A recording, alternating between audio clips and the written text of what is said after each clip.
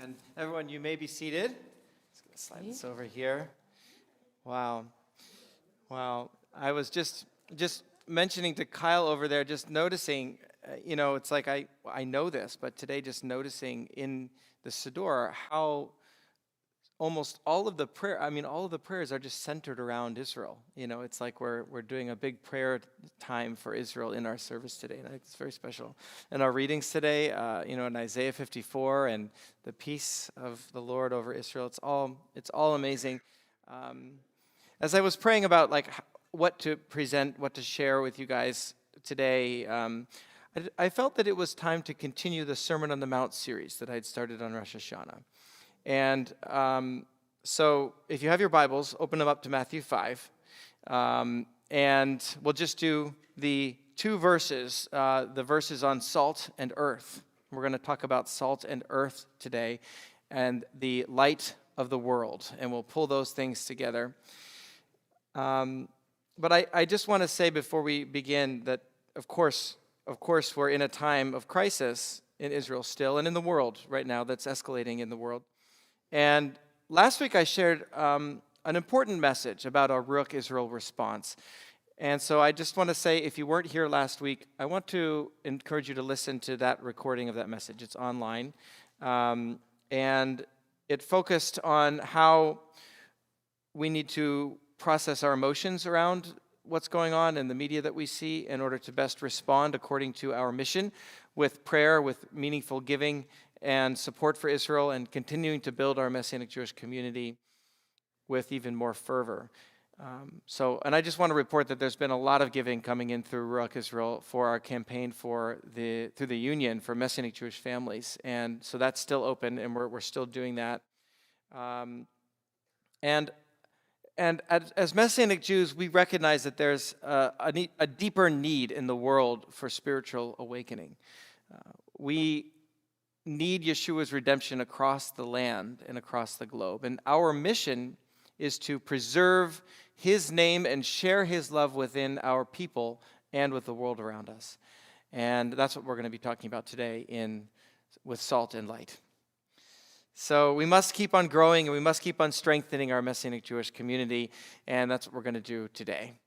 So in our study on the Sermon on the Mount, what we're doing is we're doing the best we can to look at Yeshua's words in a Jewish way, as Yeshua's first hearers in the hills of Galilee would have understood them. That's our mission as we go through the Sermon on the Mount. But before we begin with this new passage, I need to review where we've been because these connect together. So first, just a few points. Quoting from Jewish scholar Amy Jill Levine, if you remember, we retitled the Sermon on the Mount, A Beginner's Guide to the Kingdom of Heaven. A Beginner's Guide to the Kingdom of Heaven. For Yeshua, the Kingdom of Heaven is not simply a ticket that you receive for entry when you formulate the correct theological statements, nor is the Kingdom of Heaven, in spite of what many people think, found in a checklist of worthy deeds for entry on Judgment Day. Yeshua teaches us that he is the Kingdom of Heaven. And then when we find Yeshua, that the kingdom of heaven begins within us right away. Yeshua teaches us that a beginner's guide to the kingdom shows us how to live a kingdom of heaven life right now. And that's really what the Sermon on the Mount is about. Secondly, we retitled the Beatitudes. When we did our two messages on the Beatitudes, we retitled them to the Ashrei of Messiah. And so instead of reading, Blessed are the poor in spirit, for theirs is the kingdom of heaven, we are saying, Ashrei are the poor in spirit, for theirs is the kingdom of heaven.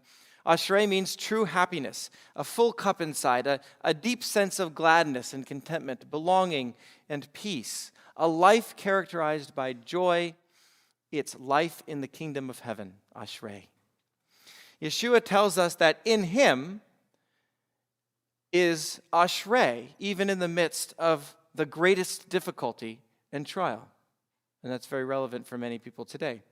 In him is Ashrei, even in the midst of the greatest difficulty and trial. Ashrei are the broken, for theirs is the kingdom of heaven.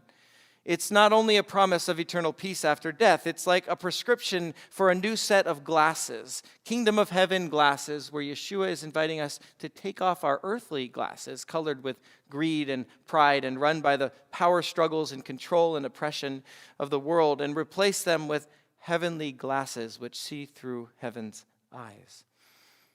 Yeshua is asking that we exchange at the deepest levels of our identity the world's system for happiness and success with God's values in the kingdom of heaven. This is all by way of review, and I've taken this time to review because this sets the stage for how our first century Jewish brothers and sisters listening on the grassy hills of the Galilee would have understood Yeshua's next words. You are the salt of the earth. But if salt loses its flavor, how shall it be made salty again? It's no longer good for anything except to be thrown out and trampled underfoot by men. You are the light of the world. A city set on a hill cannot be hidden. Neither do people light a lamp and put it under a basket. Instead, they put it on a lampstand so it gives light to the entire house. In the same way, let your light shine before men so they may see your good works and glorify your Father in heaven. And let us say amen. So Yeshua uses these two metaphors here to describe his followers, us, salt and light. Yeshua's hearers would have understood these images in some very concrete ways. After telling us where to find true happiness, Yeshua continues to tell us that true happiness isn't measured only by a feeling that we have inside, but it's measured through the life that we live. Ashrei must be visible. It must be self-evident through how we act in the world. And we'll see there are many layers to Yeshua's words here. There are many layers. At its most basic level, this charge becomes a mandate that we become agents of the kingdom of heaven, that we must become aware of our obligation to care for those who are in need, those who are poor in spirit, those who are mourning, those who are suffering, those who are brought low, those who are hurting, those who might depend on us. And the rest of the Sermon on the Mount will tell us how to do that. Follow the way of Torah. Always reconcile. Love your enemies. Forgive. Trust God. Give what you have. Now let's just muse a little on these metaphors a bit and see if we can unpack how first century Jewish hearers might have understood these words. And I've got some kind of really interesting ecclesiological concepts that we'll get to. But let's begin with the more overt connections and then get into some more ecclesiological ramifications on these verses for our communities. At first glance, we know that salt highlights flavor from foods. We all know this.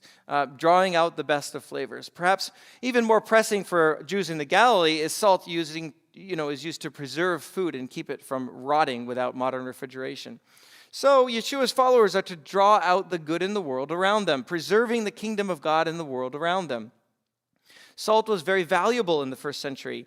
The English word salary that we use for our annual pay originated in Rome. It was the monthly pay that a Roman soldier was given, called a salarium. And that had to do with salt. They were paid in salt. So at the time of Yeshua, it was not only a precious commodity, it was a payment that kept the army moving. For the disciples to be salt of the earth, they had to have great value, we see. But even more, again, in the words of Amy Jill Levine, they make the heavenly host manifest on earth. Now, our own Gary Halzel texted me and pointing out that having too much salt is also a problem. He's right. Salt can lose its saltiness, both when it becomes diluted with things like the worries of the world, which Yeshua will soon talk about in later verses, but also when it becomes too strong and turns to pride and turns to showiness. Yeshua's followers are to be poor in spirit, to be meek, to be merciful. We must be like salt that works in food by being undetected, without calling attention to itself. It makes everything else brighter and more alive around us. Now, along these lines, light can be similar. Today with electric lights, we might take light for granted. I do. But in the first century, without electricity or even kerosene lamps, light was very precious. Rabbi Resnick points out in his book, Divine Reversal, that light dispels darkness and makes things clear, just as salt dispels decay and brings out true flavor. I remember one night while hiking on the Appalachian Trail, I was coming up on my longest hiking day on the trail, pushing 32 miles that day, and I was trying to get to a road in a town, and it was a wintry night, like a wintry mix kind of thing. A mist hung on the trail in the woods, and it was very dark. And when I finally saw in the distance a glimmer of a lone, old, blinking streetlight in between two mountains and a mountain road, my heart sang with joy, and I began to run. You know? So Yeshua says, you are the light of the world. Yeshua's disciples are to be that joyful beacon of hope in a dark world. And I add to that, maybe even if we're flashing and on and off and not quite as bright as we need to be, we're still there. We're still hope. After hearing the Ashrei of Messiah, our first century brothers and sisters would be comforted that their plight and their difficulty and their pain in life was recognized. Indeed, they're inheriting the kingdom of heaven as Yeshua spoke. But now they see that they have a critical mission in this world that they must pursue. Not only will those who mourn be comforted, but they have a great promise in their suffering.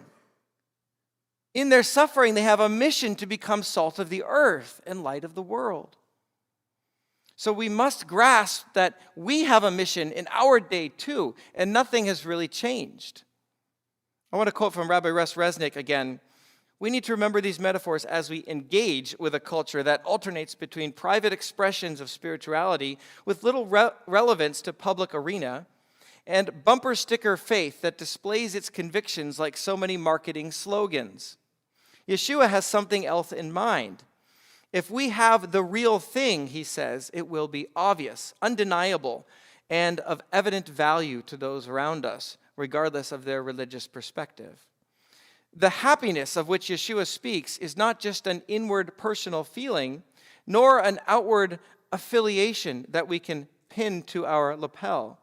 Rather, people will see our faith in the form of good works. Now, salt to Jewish hearers has additional significance. This is a kind of a new insight for me that I discovered while researching. Salt is a sign of Israel's covenant with God. So in Leviticus 2:13, we read, "You shall not omit from your grain offerings the salt of the covenant with your God. With all your offerings you shall offer salt." In Numbers 18, it is an everlasting covenant of salt before the Lord your God, and your offering. So today, we Jews all around the world sprinkle salt on our challah. Do you guys do that? We did it last Friday. We sprinkle salt on our challah. Why? It's a reminder of the covenant of salt that God made with us. It's a reminder of God's covenant with Israel, his promises with Israel. Now, so I wondered about a covenant of salt, and I thought about, of course, Sodom and Gomorrah. We think of salt when we think of Sodom and Gomorrah. As Lot and his family are fleeing the destruction as it rains down on Sodom, Lot's wife turns back, and what happens? She turns into a pillar of salt. Now, I wonder if there's a connection between the salt of Lot's wife and the salt of God's covenant with Israel. Let me explain.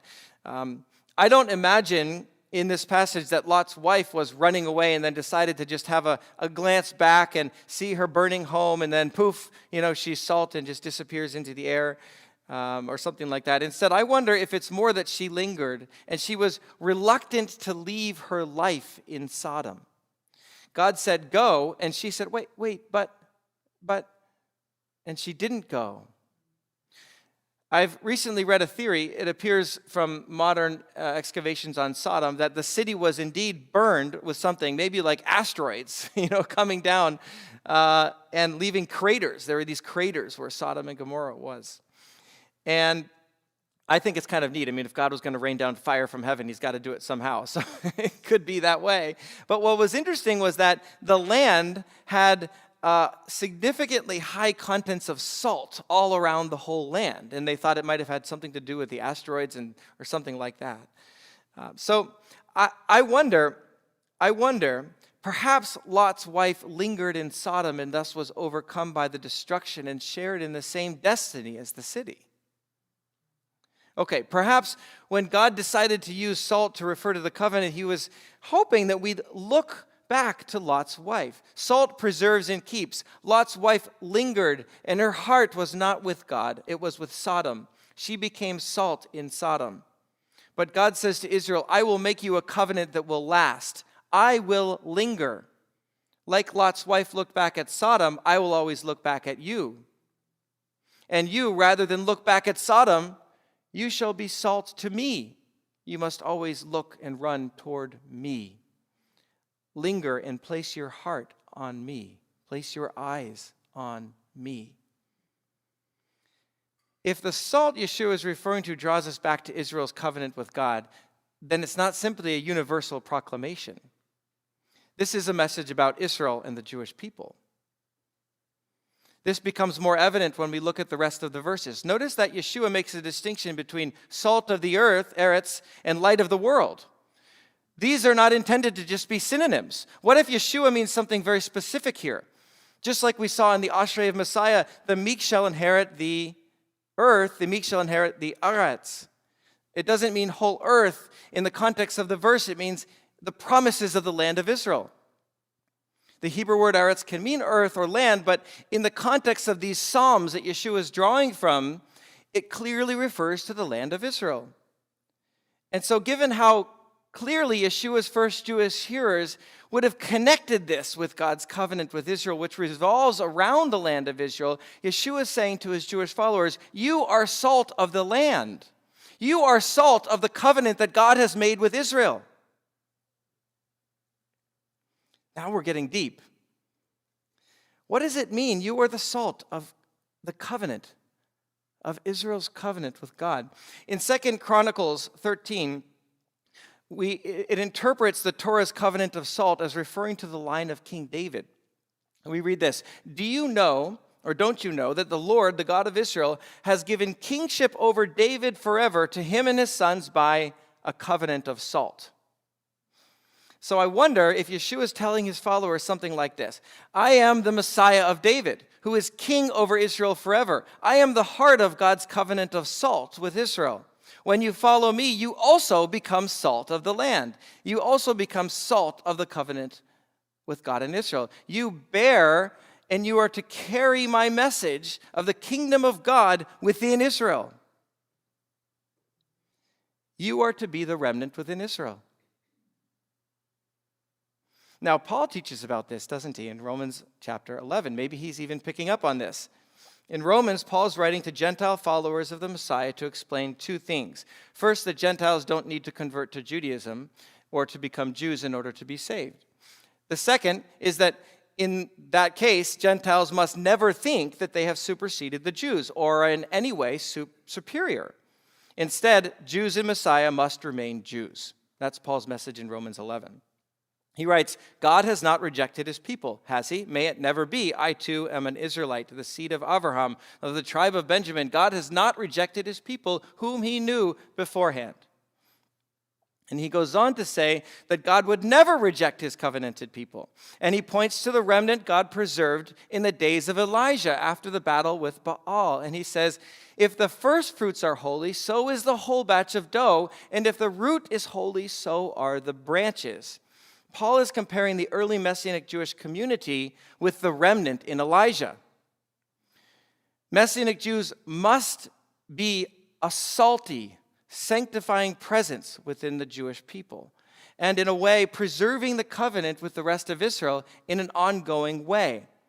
Now, Paul even goes so far as to say that this remnant, I'll add salty remnant, must continue on because it's the fullness of Israel that will precede the great resurrection of the dead. So he wants the Gentiles to know unambiguously that their election means nothing without the Jewish people. Nothing.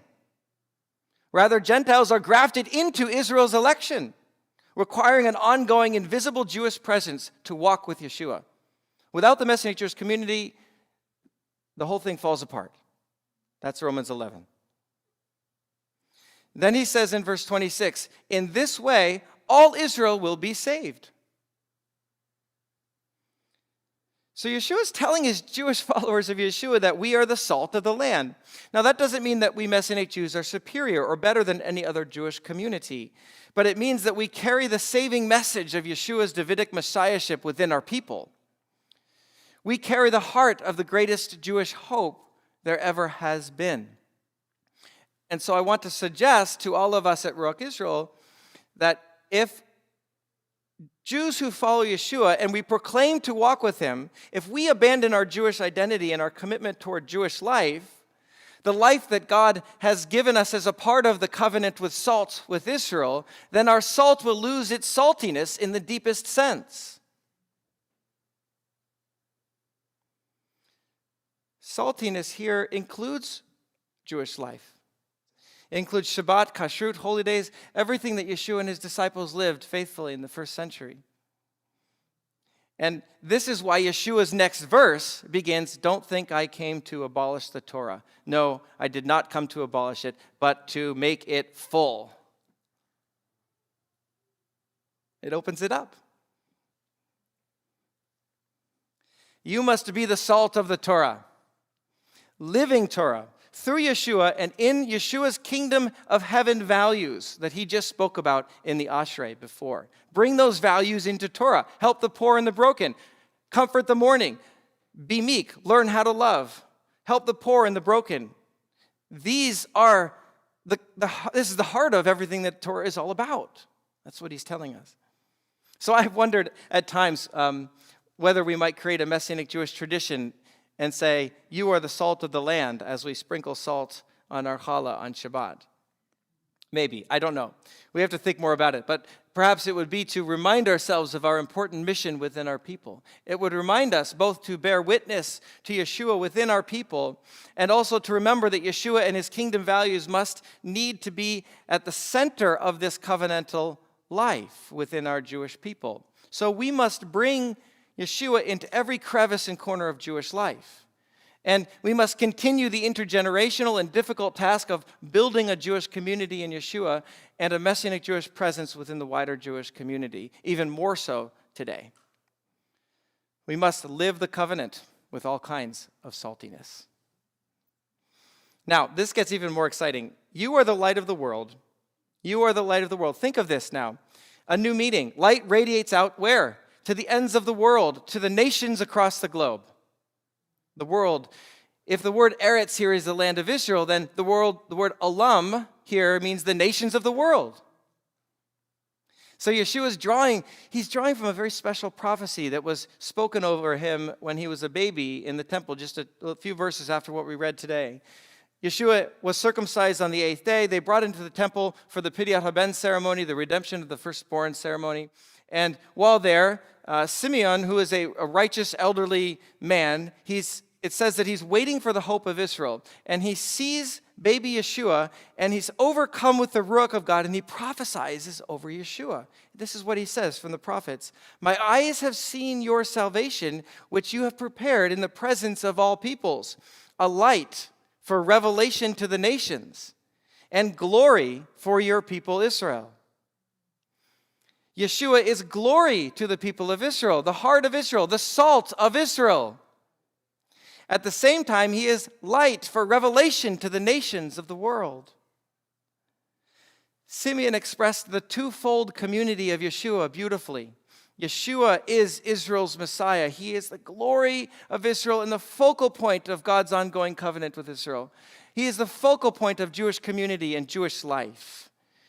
He then is the revelation of Israel's God to the nations of the entire world. Think of all the billions of Gentiles out there who trust in Israel's God through Abraham, through the Messiah, through the Jewish Messiah. Gentiles who trust in him are called and chosen to come alongside Israel's covenant to draw near to God through the Jewish Messiah. Do you see why this is so critical for us Messianic Jews? This is like a Messianic Jewish passage. Salt refers to keeping and preserving the covenant inside Israel and the Jewish people, while light refers to revealing it to the rest of the world. That's our mission here as we lead a Jewish reawakening in Yeshua and as we rebuild Jewish life centered and empowered on our Messiah. Yeshua is talking directly to us Messianic Jews, and we must be salt within our Jewish world and a light to the Gentiles. That's our Ruach Israel voice. Now, there's one more striking connection, and I'll close with this. When Yeshua says, "You are the light of the world," we must look to John, where he says of himself, "I am the light of the world." And in John, remember we spoke about this a few weeks ago on Sukkot. It's Sukkot. It's the last day of Sukkot. And Yeshua is pointing to the great 75-foot-high menorot. There were 4 of them. And there were huge torches with old priestly robes that they would weave together in these huge wicks and light on fire. And they erected these torches, these menorot, in the temple courts at the close of the festival of Sukkot. And we spoke about this a few weeks ago. So when he says, "I am the light of the world," he's referring to these lights, these menorot. And this is important. Sukkot is very important because in Zechariah, we read that there is this terrible battle, this is relevant to us now, where all the nations come against Israel. It's a horrible war, but then in the end, God shows up and defeats Israel's enemies in a very profound way. And then those nations who supported Israel come up to the great Sukkah in Jerusalem, and they celebrate Sukkot with Israel. Those nations come alongside Israel in the end of days. You see? Now, so these lights in the temple that they would erect, they cast lights into the darkest corners of Jerusalem, and they were intended to be an extension of the Shekhinah, of God's presence dwelling in the temple, like an extension of the Ner Tamid that we have in the ark, the light in the ark. So Yeshua is saying, "I am this light from the temple. I am the Shekhinah, God's presence radiating into the world." Here, his statement is remarkable. You are the light of the world. Let it shine. He's telling his followers, you need to be like me. You are to be my hands and feet in the world. You are to be my love and my compassion and my forgiveness in the world. You are to be my peacemakers in the world. You are to do my good works in the world. You are my light, the light from the great menorah, the light from the heart of Israel. Shine it out into the far reaches of the world. You are the salt of the land. Now radiate the presence of God into the world. Shabbat shalom, everybody. Thank you.